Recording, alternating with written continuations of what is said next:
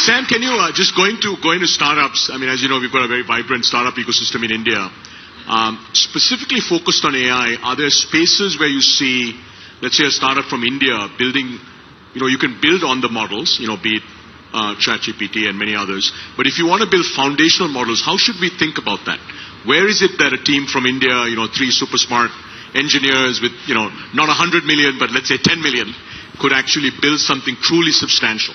Look, the way this works is we're going to tell you it's totally hopeless to compete with us on training foundation models. You shouldn't try, and it's your job to try anyway. And I believe both of those things. I think it is pretty hopeless, but. Welcome back to Civilizational Bridge. Let me address this jibe from Sam Altman, CEO of OpenAI, that created ChatGPT with a hymn from Rigveda, which is in Mandala 10 or chapter 10. Rigveda is at least 5,000 years old. Indian civilization is the only civilization that is old, possibly a contemporary of Egyptian and Mesopotamian civilizations, and yet we know how these verses were spoken before 2500 BC. Imagine these were the verses that were spoken and composed back then, and we can hear them, and because they have provided the guidance as to how to say them. This particular verse is called Nasadeeya Sukta. Goes like this. Nasadasino sadasit tada nimnasid drajono vyoma paroyat kimavari baha kuhakasya sharmannam baha kimasid gahanam gabhiram namrutyurasid amrutam natarhi narratrya ahna asid praketaha anidavatam swadhayatadekam tasmad dhanyanya parah kinjannasa tama asit tamasa gudhamagre praketam salilam sarvaidam tuchenavvapihitam yadasit tapasah tan mahina jayataikam kamastadagre samavartadadhimanaso retah pradhamam yadasit sato bandhumasati niravindan hrudi pratishya kavayo manisha tiraschino vitato rasmi resha madah svidasit upari svidasit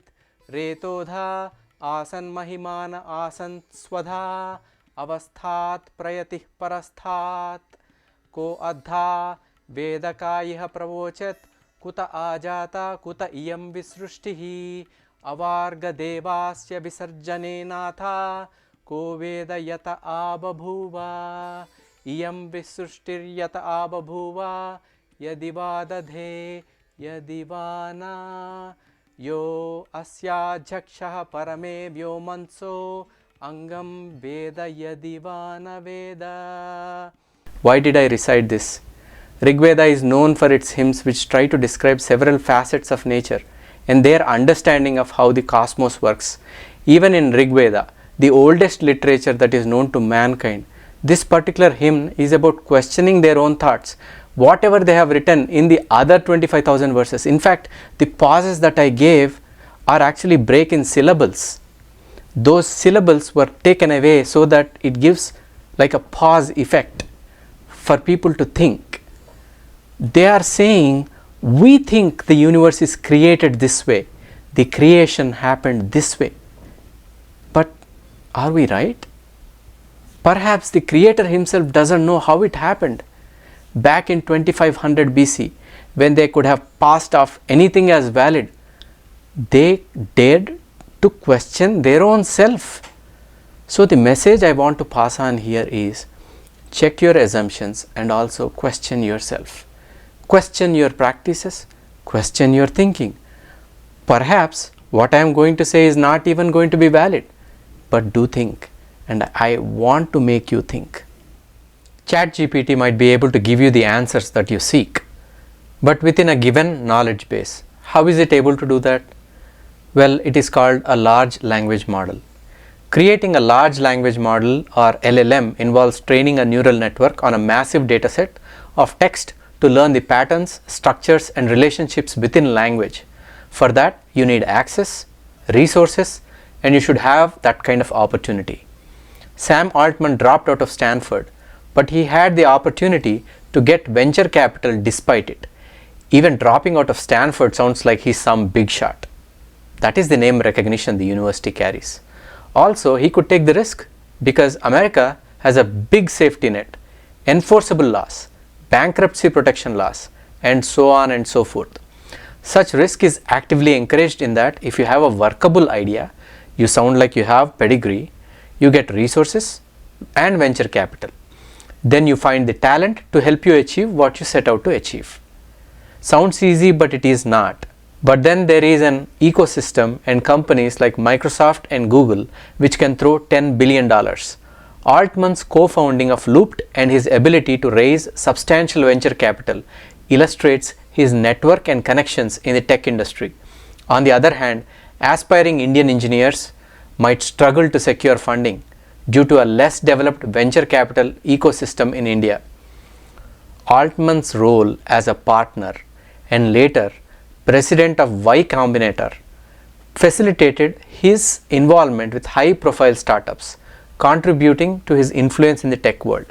Indian engineers, however skilled, may lack similar opportunities due to limited access to prominent startup accelerators and mentorship programs. In fact, Altman's involvement with Y Combinator and OpenAI underscores his access to funding and support from influential backers like Elon Musk and Peter Thiel. In contrast, Indian engineers may struggle to secure even a fraction of the resources needed to drive their projects to fruition. While OpenAI's substantial funding reflects the significance of its mission, it also raises questions about the allocation of resources. The bleeding of $700,000 per day, as per reports recently, highlights a level of financial privilege that is not available to most Indian startups working on similar projects. Obviously, such off-the-cuff remarks are made when one doesn't know the Indian civilization's history and historical prosperity relative to other societies. Also, it could have been that this particular question and answer session was towards the end of the day, and he might not have meant it that way, but surely it came off that way. But there was a time in India's history when all this was available. Here is a graph. This map shows the evolution of global economies over 2000 years in terms of percent GDP contribution by each major economy over history. The chart plots the data from the published tables of Angus Madison, a British economist. The percentage GDP of entire Western Europe is the region labeled Europe and includes the following modern countries like UK, Germany, France, Spain, Sweden and Switzerland. If you look at the chart closely, there are big gaps in time from say 1 to 1000 AD and 1000 to 1500. Obviously not much data is available. They are economic projections, but it is also an acknowledgement as to where Indian civilization was there in terms of economic strength. 33% or almost one-third at the turn of the birth of Jesus Christ, and then a decrease to around 25% until British entered India and started plundering. They financed their empire on the backs of looting in India. All this while, no modern universities were established, nor did they let any industry take root. So no autos, no planes, nothing, Jills, nothing, and left India with a begging bowl, with an economy tottering at 4% of the global economy. Between 2500 to 1900 BCE, Indus Valley civilization had developed maps, even maritime routes. The Phoenicians and Greeks often get credit for early navigation. Just because Indus Valley they didn't invade, there's no proof of them invading other countries, they don't get credit for it. Urban planning and sanitation. Indus Valley already had complex urban systems much earlier. Take a look at how they were so well planned. Take a look at some of the photographs. But ancient Romans receive praise for their city planning and sanitation. Ayurveda, an ancient system of medicine rooted in Vedas. In fact, the fourth Veda, Atharvana Veda. Vedas are not just religious books. They are, to a point, historical records. Western medicine obviously overlooks Ayurveda, even though it laid the foundations for many medicinal practices. In fact, surgery. Sushruta, an ancient Indian physician, is the father of surgery. He wrote the Sushruta Samhita, which details surgical techniques and procedures much before any Western scholars. Vedas and yoga. The Rig Veda contains the oldest references to yoga. But when it comes to yoga's origins, it's attributed to general ancient practices, not specifically linking it to the Vedas or ancient Indian civilization in general. Vedanga Jyotisha or Vedanga astrology from 1200 BCE. It is often dismissed as astrology, but it had detailed astronomical calculations, calendrical studies, conceptualization of leap month, description of seasonal changes, mapping of 27 constellations, study of eclipses, identification of 7 planets, 12 signs of zodiac, and rules for empirical observations in astronomy. But most of the constellations today are given Arabic names and named after Arabic scholars or Western scholars from after 1000 AD, almost 2000 years after the work that the Indians did. Around 1000 BCE, distillation processes, they created the techniques for Sura. Sura is a liquor. They created it, and they even outlined the process for distillation, but it is often attributed to other civilizations. Around 800 BCE, Bauddhayana Sulabha Sutra outlined many of the geometric principles like the Pythagorean theorem. Well, who is credited with it? Pythagoras, a Greek mathematician. Around 600 BCE, atomic theory was there in Vaishashika Darshana. Anu, the concept of Anu was there. Western atomic theory origins are often traced to the Greeks, but Indian civilization had this understanding much earlier. Maybe they haven't observed, they didn't do scientific testing, but the thought process was there. Around 4th century BCE, Pingala's binary system and the Fibonacci sequences were evolved. They are foundational for computing and mathematical patterns even today. The binary system is associated with Leibniz, Fibonacci sequence with Leonardo of Pisa, and they don't acknowledge Pingala's earlier work. Sequences of zeros and ones allow computers to run the type of code we run today. Let's call it Pingala-Leibniz binary systems. Any takers? Even in my own line of work, in agile methodology, you use Fibonacci sequences 1, 2, 3, 5, 8, 13, 21 and so on and so forth. What if we call them the Pingala sequence? We should start calling them that. Maybe we should also give credit and maybe call them Pingala Fibonacci sequences for sure. 200 BCE to 200 AD, Natya Shastra by Bharata Muni. It's a treatise on sound, resonance and scales. But theories of sound and music often credit Greek scholars. And around 5th century ADE, zero and decimal system came to Arabs, while the Arabic numeral system is often given credit for bringing the concept of zero to the West. Well, Arabic numeral system, how many books mention it that way? Countless. Everywhere they are called Arabic numerals. I guess the best way to minimize one's contribution is to remove the name from the annals. Value of pi. Aryabhatta made the earliest approximations of pi. The understanding of pi is often linked to ancient Greeks or Chinese, with Aryabhatta's contributions less emphasized. In fact, Aryabhatta's Aryabhatiya was able to calculate the diameter of the earth through the value of pi. He introduced the concept of sine and cosine and laid out many of the basic tenets of astronomy. But Renaissance period in Europe is highly credited for astronomical advances. Wasn't earth flat till 15th century? And wasn't Copernicus blinded because he held a different view? Around 4th century AD, metallurgical practices were well developed. In fact, there is an iron pillar in Delhi that does not rust. It hasn't rusted since 4th century AD, Gupta Empire.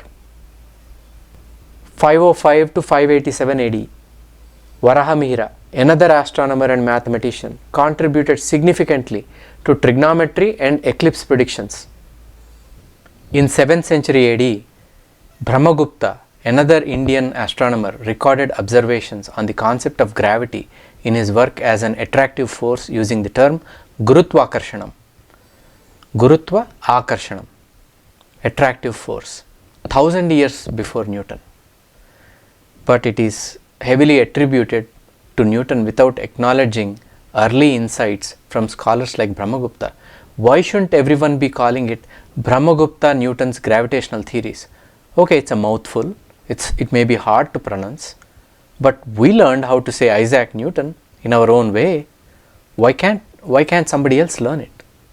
Every school child everywhere in the world gets these biases from Eurocentric civilizational advancement theories in historical records, colonial perspectives, and limited translation of ancient texts. But over time, as global history becomes more inclusive, we need to help rectify these biases. So, whoever invented something, whoever discovered something gets the credit for doing so. The next question is, how were these ancient Indians able to do it? Well, the answer lies in the establishment of universities that attracted students and scholars from far and wide across the known world. Let me give you examples of when those famous universities existed and when they were destroyed. The only university that Western scholars remember with fondness is the University of Alexandria. There were other universities before that time. Here they are. Let's again journey through time to explore 8 such remarkable universities that stood as beacons of enlightenment. Takshashila or Takshila, in the sprawling city of Takshashila, nestled within present-day Pakistan, the university emerged as one of the earliest seats of learning around the 5th century BCE. This illustrious institution offered a diverse curriculum that encompassed subjects ranging from medicine to warfare and mathematics. Scholars from distant lands flocked to Takshashila to absorb the wisdom of the East and engage in debates that enriched their intellectual prowess. Nalanda. Rising in the 5th century CE, the Nalanda University was a testament to the profound influence of Indian philosophy and scholarship. Nestled in Bihar, India, Nalanda was a sanctuary of learning where philosophy, logic, mathematics, and medicine were cultivated with fervor. It has a magnificent library, often described as one of the largest of its time, housed a vast collection of texts from across the world. Vallabhi. Deep within the vibrant landscape of Gujarat, the Vallabhi University illuminated the world with its prowess in Buddhist studies, grammar, and logic. Founded in the 6th century CE, Vallabhi drew scholars eager to explore the nuances of Indian linguistic traditions. This university, while eventually succumbing to Arab invasions, contributed significantly to the study of grammar and logic. Vikramasila. Nestled in the serene heartlands of Bihar, the Vikramasila University, established in the late 8th century CE, was a bastion of Buddhist studies, philosophy, and logic. Its tranquil surroundings provided an ideal backdrop for intensive contemplation and profound scholarly pursuits. Sadly, as time marched on, this center of wisdom faced a gradual decline, leading to its eventual demise. Somapura. The Somapura Mahavihara, founded around the same time as Vikramasila, adorned the Bengal region with its commitment to Buddhist studies, astronomy, and mathematics.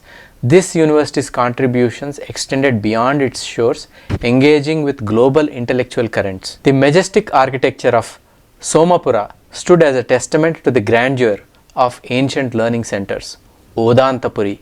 Emerging in the 9th century CE, the Odantapuri University of Bihar ignited the minds of scholars with its teachings in Buddhist studies, logic, and philosophy. As a beacon of intellectual pursuit, it attracted scholars from diverse backgrounds who exchanged ideas and honed their skills in logical discourse. Jagaddala. Situated in fertile lands of Bengal, the Jagaddala University specialized in Buddhism, astronomy, and mathematics. The echoes in scholarly debates resonated within its hallowed halls as students and teachers explored the cosmic mysteries and mathematical wonders of the universe. Pushpagiri University, located in modern-day Orissa, was a hub of Buddhism, astronomy, mathematics, and medicine. It played a pivotal role in nurturing a holistic understanding of the universe, bridging the realms of science and spirituality. As time unfurled, the legacy of these venerable institutions faced challenges from invasions, political shifts, and changing societal dynamics. Yet their contributions to the advancement of human knowledge remain embedded in the annals of history. These ancient universities were the crucibles where ideas were forged, debates were kindled, and the flame of learning illuminated the minds of scholars and seekers from distant corners of the world. After the Islamic invasions from 1000 AD to 1600 AD and subsequent colonial occupation of the British from 1700 to 1947, the first modern university was established only after Indian independence in 1947. By then, as I mentioned, we missed the Industrial Revolution completely. We didn't have funds, let alone any hint of prosperity. We couldn't make a car till 1980s. The Indian Institute of Technology have produced some amazing students, but it is not due to any of the facilities or practical experience they offer. Out of millions, a few thousands get in through a really tough examination called the IIT entrance exam. Once they get out of the country, they become Satya Nadella or Sundar Pichai, CEOs of Microsoft and Google respectively. But because they also have education outside India. I'll give you my own personal experience. Literally, I studied in a high school. It is a box, big box with sections. Didn't have any labs for practical experimentation. We were just encouraged to learn, as they say, by heart and scrape through the exams.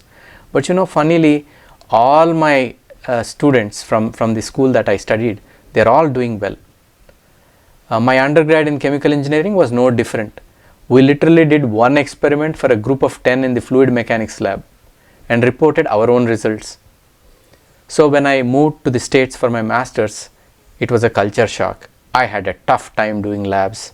I had to learn from the very basics, which meant understanding what scientific method meant, how to conduct research, and what counts as scientific evidence. At the same time, I was astounded by the facilities and the research funding available. We had even a small nuclear reactor in the university. Even high schools here have facilities that might far exceed, in some cases, what we have back in India at the engineering colleges.